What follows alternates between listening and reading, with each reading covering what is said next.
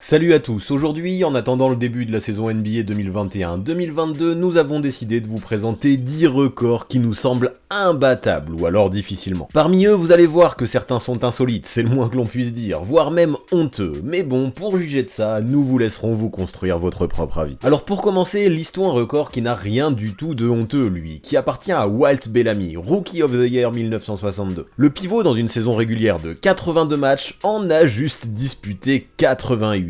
Quoi? Comment c'est possible? Tout simplement car il fut en cours de saison la monnaie d'échange lors d'un transfert entre les Knicks et les Pistons. Puis à Détroit on était largement en retard sur le calendrier comparé à celui des New-Yorkais. Oui, quand la franchise de la grosse pomme avait disputé 35 matchs, celle du Michigan n'en avait que 29 à son compteur. Et vu que dès le lendemain, Bellamy a pu être en tenue, étant donné que les visites médicales et les tests physiques n'étaient pas obligatoires en ce temps, il les a aidés à rattraper leur retard sur le calendrier, disputant alors 88 matchs au total lors de la saison régulière 1968-1969. Quel marathon! Pour info quand même, ce transfert a changé le destin des Knicks, puisqu'avec Dave DeBusschere récupéré dans le deal, ils remportèrent le tout premier titre de leur histoire la saison suivante. Pour l'anecdote, sachez également que pour son premier match sous le maillot des Pistons, Bellamy prit une raclée monumentale face à son ancienne équipe des Knicks. En s'imposant par 48 points d'écart, les New-Yorkais ont alors remporté la plus large victoire all-time de la franchise, rien que ça. Avec le recul, on se rend vite compte que, au-delà du record des 88 matchs, ce trade était sacrément lourd de sens pour l'équipe de Big Apple. Ajoutons tout de même que disputer plus de 82 matchs pour des raisons de transfert similaires n'est pas un fait unique. Dans l'histoire, en plus de Bellamy, 15 joueurs ont dépassé cette marque en une seule et même saison car ils ont joué pour plusieurs teams. Ceci dit, à ce jour, avec la NBA qui fait beaucoup plus attention à équilibrer les calendriers qu'à l'époque, le score de 88 ne paraît absolument plus atteignable. Passons maintenant à un tout autre type de record qui lui est détenu par Rasheed Wallace. Là, normalement, vous l'avez compris, une saison régulière en NBA c'est 82 matchs. Et bien dites-vous qu'en ce laps de temps, lors de la campagne 2000-2001, le Sheed a écopé de 41 fautes techniques. Ouais, une en moyenne tous les deux matchs. Incroyable. Et en vrai, ce score est même un peu plus haut car l'ailier fort cette saison-là a manqué 4 matchs pour suspension en plus d'avoir été éjecté à 7 reprises. Faites le calcul, ça lui fait un sacré casier judiciaire mine de rien. Sa spécialité, les lancers de serviettes, sur les arbitres comme au mois de février ou bien même sur ses coéquipiers comme ce fut le cas en direction d'Arvydas Sabonis 2 mois plus tard. C'est exactement ce genre de comportement qui a poussé la NBA, mais aussi son équipe des Blazers, à le suspendre à plusieurs reprises. De toute façon, il suffit de se rappeler avec quelle intensité jouait le Sheed, que ce soit dans les paroles ou dans les actes, pour se rendre compte à quel point il était un bon client pour les arbitres. Sachez qu'aujourd'hui, la NBA est plus sévère car au bout de 16 fautes techniques ramassées en une saison, un match de suspension est alors automatiquement attribué. Pire encore, une fois qu'il a atteint cette marque, le récidiviste reçoit alors une nouvelle suspension toutes les 2 fautes techniques. En d'autres termes, avec ses 41 fautes techniques, le Sheed aurait obtenu 13 matchs de suspension sans salaire avec la règle actuelle. Et la précision sans salaire est importante dans la mesure où en plus de ça, chaque faute technique coûte minimum 2000 $, sans parler des majorations ajoutées dans certains cas plus graves. Au bout du compte, ça peut vite représenter un petit pécule. Pour aller plus loin, autant dire que dans ces conditions, atteindre ce record devient sacrément improbable de nos jours vu qu'il faudrait atteindre cette marque de 41 fautes en 69 rencontres seulement. Sachez également qu'en carrière, Wallace, avec 38 fautes techniques lors de la saison 1999-2000, possède également la 2e place au nombre de teases reçus sur une seule et même campagne. Cependant, et c'est important, il n'est pas le joueur qui s'est vu siffler le plus de techniques en carrière, son total s'arrêtant à 317. Devant lui, Charles Barkley 329 et Karl Malone 332, qui eux aussi, soyons honnêtes, étaient 2 belles têtes de cochon. Parlons maintenant de Cal Bowdler, qui en 1999 a battu le record de fautes personnelles sifflées en un match face à Portland, avec 7. On vous voit sauter au plafond là, à vous demander comment c'est possible, vu qu'à 6 fautes, normalement un joueur est expulsé. Eh bien, dites-vous que ce jour-là, la table de marque était dans la lune, oubliant tout simplement de comptabiliser une faute aux joueurs des Hawks. Pas mal comme boulette, non? C'est en revisionnant la rencontre que la NBA s'est aperçue de l'erreur. Heureusement, les conséquences ne furent pas bien graves, dans la mesure où dans ce garbage time et cette fin de match sans suspense, il n'a fallu que 2 minutes à Bowdler après sa 6e faute pour faire la 7e. Durant cette période d'ailleurs, il n'a cumulé aucune statistique. Ouf. Puis pour aller encore plus loin dans l'info, sachez que ce match ne représentait que le 5e de la carrière du joueur et qu'il ne lui a fallu que 15 minutes sur le parquet pour faire ses fautes. Autant dire qu'une grande carrière l'attendait, ou pas, vu que 3 saisons à peine après sa draft, avec le 17e choix, il ne remit plus jamais les pieds dans la grande ligue. Ajoutons qu'en 2014, une situation similaire aurait pu arriver vu que Robert Sacre des Lakers fut laissé sur le terrain malgré ses 6 fautes. Malheureusement pour lui et sa présence dans les livres de records, les officiels ne s'en sont pas aperçus avant qu'il ne commette sa 7e. Pas de bol. Voici maintenant un autre record hallucinant qui lui prit part sur la durée d'une saison, qui, comme beaucoup d'autres records d'ailleurs, est détenu par Wilt Chamberlain. Si ces 100 points points en un match auront bien évidemment du mal à être battus, nous avons aujourd'hui préféré nous pencher sur celui-ci. Bah oui, son immense perf au scoring est tellement connu et reconnu que nous lui avons même dédié toute une vidéo. Parlons donc de la saison 1961-1962, la même que celle des 100 points, durant laquelle le pivot a joué en moyenne 48,5 minutes par match. Pas mal lorsque l'on sait qu'une rencontre dure officiellement 48 minutes. En fait, ce qui s'est passé cette saison-là, c'est qu'à part une fois, le Big Dipper a joué toutes les minutes de tous les matchs. Parmi ces rencontres, une en triple prolongation, 63 minutes donc, une en double, 58 minutes, et 5 en simple, 53 minutes. Vous comprenez maintenant pourquoi Wilt a tourné à 48,5 minutes de moyenne par match. Mais pour l'anecdote, parlons de la seule fois où le pivot n'a pas terminé. Le coach a-t-il décidé de le reposer ce jour-là? Pas du tout. Ce 3 janvier 1962, face aux Lakers, Chamberlain a d'abord insulté la mère d'un de ses adversaires avant de s'en prendre à l'arbitre en affirmant que le match était truqué. Vous connaissez le tarif, 2 fautes techniques, expulsion immédiate. Cela lui a valu de manquer 8 minutes dans toute la saison. C'est son backup qui a dû être content d'avoir enfin l'occasion de mettre un pied sur le terrain. N'empêche que ce qui est remarquable, c'est la forme physique que cela demande, surtout lorsque l'on observe le calendrier de l'époque. Cette saison, les Warriors de Wilt ont disputé 13 back-to-back, 8 back-to-back-to-backs, 2 back-to-back-to-back-to-backs et même un back-to-back-to-back-to-back-to-back. Ouais, 5 matchs de suite en 5 soirs. Ce calendrier NBA, c'était juste insane. Mais il en fallait plus pour que Chamberlain, qui au final aura joué 3882 des 3890 minutes jouées par son équipe, s'accorde du repos. Est-ce que ceux qui doutaient du fait que pour son époque il était un extraterrestre y croient maintenant? Puis pour rester dans la famille des extraterrestres, évoquons maintenant Klay Thompson, qui le 23 janvier 2015, dans le 3e quart-temps, a tout simplement inscrit 37 des 41 points de sa team. Imaginez-vous calculer cette perf sur la durée d'un match entier et vous arrivez à 148 points, c'est une dinguerie. Quoi qu'il en soit, y a-t-il vraiment besoin de vous faire un dessin? L'arrière des Warriors ce jour-là a juste pris feu, shootant à 13 sur 13 dont 9 sur 9 à 3 points, un autre record dans cette période ahurissante de seulement 12 minutes. Bada boum. Les pauvres Kings en face ne pouvaient rien faire, Big Smokey a terminé la rencontre à 52 points, devenant alors le 12e joueur de l'histoire des Warriors à dépasser les 50 unités en un match, plus gros total pour une franchise dans la ligue. Sachez pour finir qu'avant Klay, c'était Carmelo Anthony et George Gervin qui se partageaient le record avec 33 points en un quart-temps. Thompson en a mis 4 de plus, c'est peut-être un détail pour vous, mais dans l'histoire de la NBA, ça veut dire beaucoup. Allez, il est maintenant l'heure de parler de longévité avec AC Green, qui, écoutez bien, entre 1986 et 2001 n'a pas manqué un seul match. Cela porte son total à 1192 rencontres jouées consécutivement, réparties entre 4 équipes, les Lakers, les Suns, les Mavericks et le Heat. Pour l'anecdote, sachez qu'en 1996, alors qu'il n'était plus qu'à une centaine de matchs du record alors détenu par Randy Smith, 785 rencontres jouées consécutivement, la série de Green fut proche de se stopper. Lors d'un affrontement face aux Knicks en février, l'ailier fort fut mis KO et avait perdu 2 dents. Si beaucoup de joueurs auraient préféré se soigner, Green, en bon Ironman qu'il était, a ramené sa fraise lors du match suivant. C'est ainsi qu'en début de rencontre, son coach aux Suns, Cotton Fitzsimmons, le fait rentrer sur le terrain. Sauf que la vérité, c'est que tout le monde s'est vite aperçu que le joueur n'était pas en état. Au bout de 68 secondes, il rejoint le vestiaire car il se sent affreusement mal. Avec le recul, il apparaît clair que ce jour-là, Green était davantage en tenue pour poursuivre sa série que pour jouer au basket. D'ailleurs, preuve en est, pendant les 11 matchs d'après, il ne passa en moyenne que 5 petites minutes sur le parquet. C'est quand même peu pour un gars qui habituellement est titulaire et joue sa petite trentaine de minutes par match. Si Fitzsimmons a ensuite reçu quelques critiques et que l'on pourrait penser que la série de Green n'est pas tout à fait legit vu qu'il a joué sans être en état, le tacticien a décidé de balayer tous les reproches, arguant que c'était lui le coach et que c'était lui qui décidait qui jouait ou non, point barre. En gros, s'il estimait que Green méritait d'aller sur le parquet, quelle que soit la raison, personne n'avait le droit de lui dire quoi que ce soit, et il n'avait pas tort. Puis de toute façon, dites-vous que pour Randy Smith, les mêmes critiques pourraient prendre place. Car oui, son coach, qui était également Cotton Fitzsimmons, l'avait fait jouer blessé pour qu'il poursuive sa série de 785 matchs. Tout ne serait donc qu'illusion, mais peu importe. Au final, AC Green, malgré la fatigue, les crampes et les petits bobos, n'a manqué que 3 matchs dans toute sa carrière NBA pour une blessure au pouce qui l'a empêché d'être en tenue lors de sa saison sophomore. L'ancien d'Oregon State n'a ensuite plus jamais manqué une rencontre, même à 37 ans, en toute fin de parcours. C'est quand même un truc de grand malade pour ce gars qui sûrement restera le plus grand Ironman de l'histoire NBA pour encore bien longtemps. Parmi les joueurs actifs, c'est Joe Ingles qui détenait le record récemment, avec 408 matchs joués consécutivement, série qui fut interrompue la saison dernière. La plus grosse série active appartient, elle, à Michael Bridges, avec 227 rencontres disputées de suite. C'est assez énorme vu qu'il n'a pas loupé un seul match depuis son arrivée dans la Grande Ligue, mais on est encore bien loin des 1192 de Green.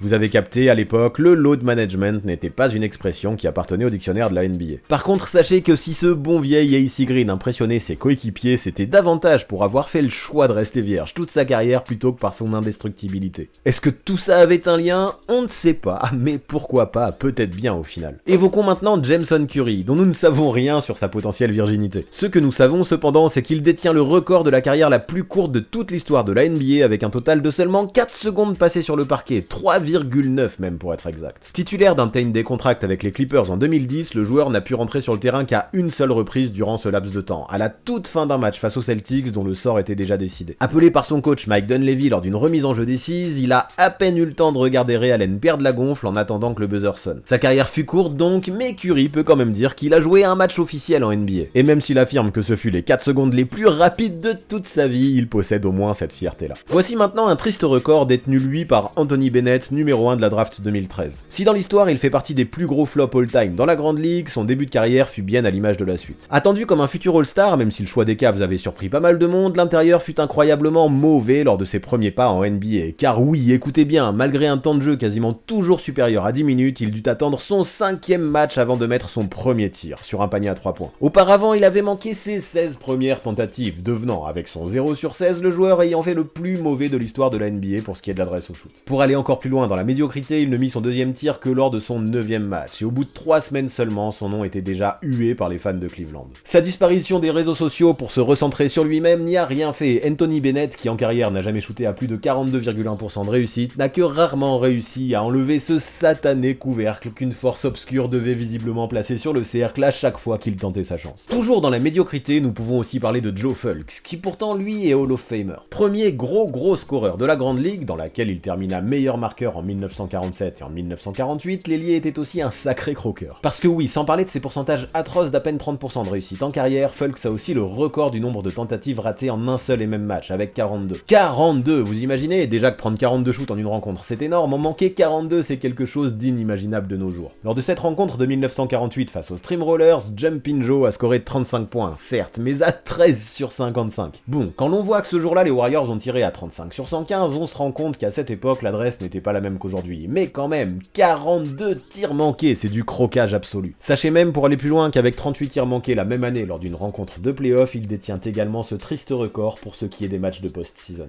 Ceci dit, on préférera se rappeler de Fulks comme le pionnier du jump shot à une main, comme on le connaît aujourd'hui. Et même s'il aura fallu pas mal d'ajustements pour que ce geste, qui alors partait de l'oreille, devienne efficace, l'ailier a néanmoins pas mal pesé dans le développement de notre sport favori. Et pour redorer son blason, ajoutons tout de même qu'avec plus de 85% de réussite au lancer lors de la saison 1950-1951, lors de laquelle il a gagné la première de ses 2 sélections All-Star, il était l'un des joueurs les plus adroits sur la ligne de toute la ligue pour son époque. Alors ok, Joe Fulks c'était un croqueur, mais contrairement à Anthony Bennett par exemple, il reste une légende. Allez, terminons par une performance que nous avions déjà évoquée lorsque dans une vidéo nous avions étudié le match le plus long de toute l'histoire de la ligue. Et même si ce record n'eut pas lieu ce jour-là, il mérite tout de même d'être évoqué. Pour ça, revenons au 9 novembre 1989, lors du match entre les Sonics et les Bucks, qui nécessite 5 prolongations pour désigner un vainqueur. Lors de ce moment épique, Dale Ellis n'aura passé pas moins de 69 minutes sur le parquet sur les 73 possibles, ce qui évidemment est un record. Il faut dire aussi qu'avec ses 53 points inscrits, l'arrière était particulièrement bouillant. Il devenait alors difficile pour son coach Bernie Bickerstaff de le faire sortir dans un duel aussi disputé. Pour pousser encore le truc, il faut noter que ce record aurait pu encore aller plus loin, vu qu'avec une interception dans les ultimes secondes de la 5e prolongue, les Sonics sont passés tout près d'en provoquer une 6e. À quelques secondes du buzzer, alors que Seattle était mené de 3 points, Xavier McDaniel,